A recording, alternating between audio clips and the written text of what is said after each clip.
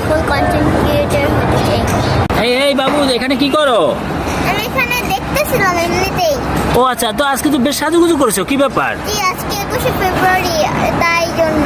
ও আর ছুটির আজকে দিন, ছুটির দিনও। এই জন্য তুমি, ও এই জন্য আমি তো সাথে আসলাম ঘুরতে। তো নাম কি তোমার? আমার নাম নুসরাত। ও পড়াশোনা করো? জি, কোন ক্লাসে?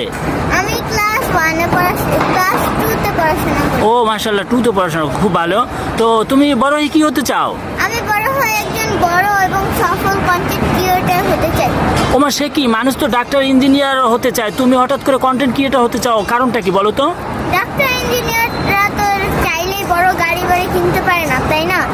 আর হচ্ছে গিয়ে যেমন ধরেন অপু ভাই হচ্ছে গিয়ে ভিডিও করে কত বড় গাড়ি কিনেছে, কত দামি গাড়ি কিনেছে, সেরকমই, তাই আর কি। ও আচ্ছা, বুঝতে পারি। তার মানে তুমি বলতেছো যারা অপু ভাই, রাফসানদা ছোট ভাই, তারা গাড়ি বাড়ি করে ফেলছে ভিডিও কন্টেন্ট ক্রিয়েটর হয়ে, তাদেরকে দেখে তুমি অনুপ্রাণিত হয়ে তাদের মতো কন্টেন্ট ক্রিয়েটর হতে চাও? জি, ও তাহলে তুমি আগামী প্রজন্ম অন্যদের বাচ্চাদের জন্য কি পরামর্শ দিবে? ওনাদের বাচ্চাদের জন্য আমি এতটুকুই বলবো যে তাদের পড়াশোনা করে কোনো লাভ নেই। যেমন আমার অপু ভাই কিন্তু বেশি পড়াশোনা করেনি, কিন্তু তার থেকে কিন্তু কত বড় গাড়ি কিনেছে। আর আমার মতে হচ্ছে গিয়ে পড়াশোনা করে কোনো নেই, দরকার নেই। ছোট থেকেই বাচ্চাদেরকে হাতে মোবাইল দেওয়া উচিত।